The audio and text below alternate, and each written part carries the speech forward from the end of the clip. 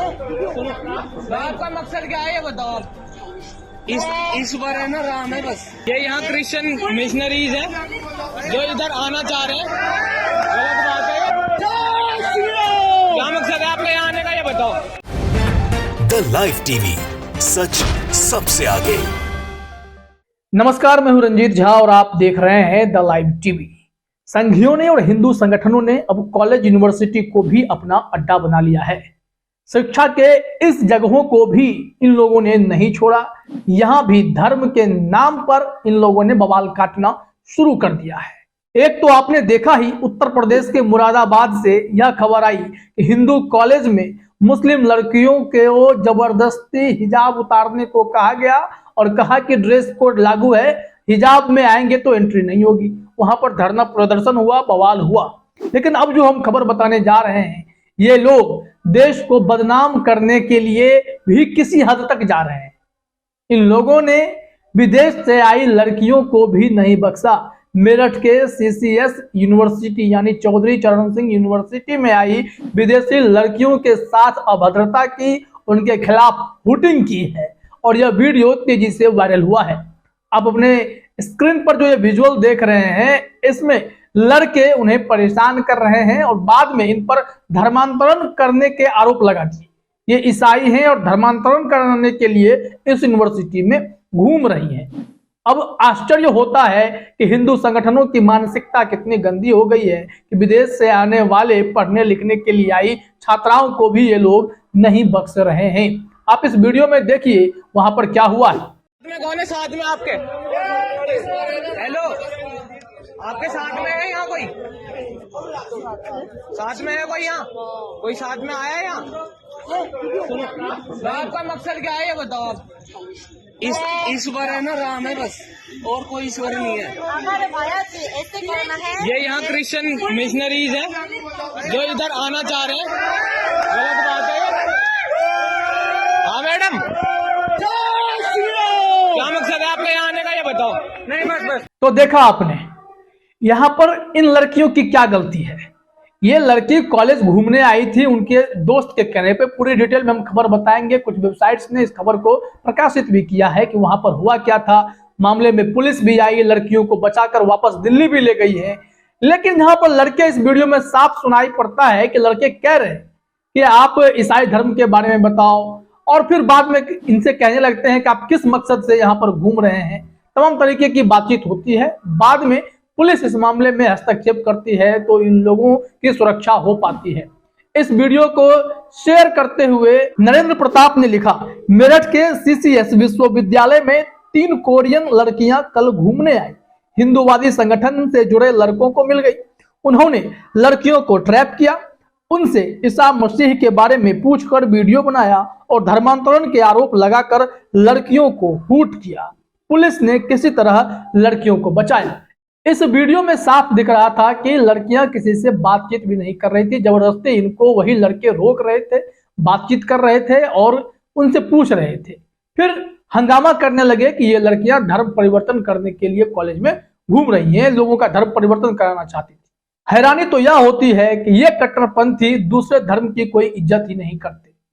अगर छात्राएं वहां पर घूमने आई, वो कोरियाई लड़की थी, तो फिर उनके साथ आप बदसलूकी कर रहे हैं। कैसे आपको यह मालूम पड़ जाता है कि यह धर्म परिवर्तन कराने के लिए कॉलेज में घूमने पहुंच गई?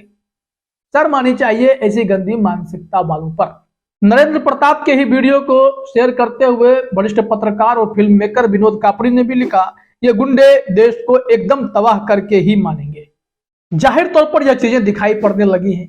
हिंदू संगठनों ने तमाशा बनाकर रख दिया है। स्कूल कॉलेजों को जमकर निशाना बनाया जा रहा है, कभी हिजाब के नाम पर तो कभी विदेशी लड़कियों के नाम पर, कभी क्रिश्चियन के नाम पर। ये लोग अगर यहाँ पर घूम रहे हैं, किसी से बात कर रहे हैं, तो ये धर्म परिवर्तन ही करा रहे होंगे। भारत में क्या सबसे अधिक खतरा हिंदुत्व को ही होने लगा है?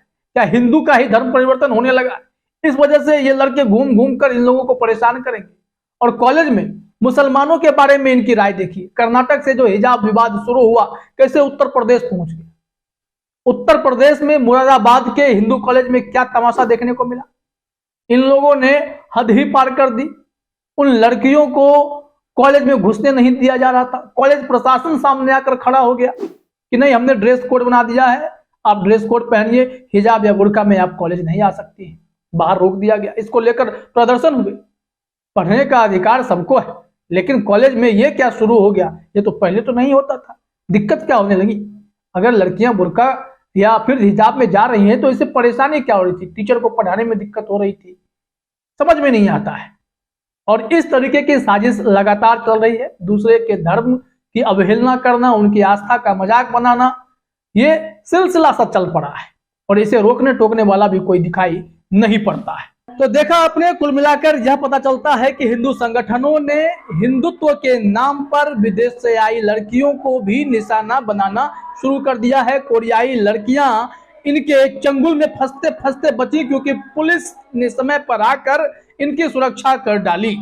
अब इस मामले में हिंदुस्तान ने क्या खबर प्रकाशित की है वो भी जानना जरूरी है। इसमें हम आपको बताएंगे कि पुलिस का पक्ष क्या है, विदेशी लड़कियों ने क्या कुछ कहा, कोरियाई लड़कियों ने अपना पक्ष क्या रखा, साथ ही साथ हिंदू संगठन का क्या कहना है, वो भी हम आपको इस खबर में जानकारी देंगे। तो सबसे पहले हिंदुस्तान ने ब्रीफिंग क्या की है, जरा वो देखिए। दैनिक हिंदुस्तान ने लिखा है, चौधरी चरण सिंह यूनिवर्सिटी कैंपस में कोरिया से आई 3 युवतियों को कुछ छात्रों ने धर्मांतरण कराने का आरोप लगाकर शनिवार शाम हंगामा कर दिया। इस दौरान पुलिस को बुलाया गया। बाद में विदेशी युवतियों के पासपोर्ट वीजा की जांच की गई। पूछताछ के बाद दूतावास में सूचना भेजी गई। विदेशी युवतियों को मेरठ पुलिस ने सुरक्षा के साथ दिल्ली छुड़वाया है। यह तो पहली बात हो गई कि जो इन्फॉर्मेशन आपने जाना कि कैसे पुलिस ने बीच बचाव कर इन लड़कियों की सुरक्षा की, एम्बेसी को सूचना भेजकर इन्हें सुरक्षित दिल्ली रवाना करवाया।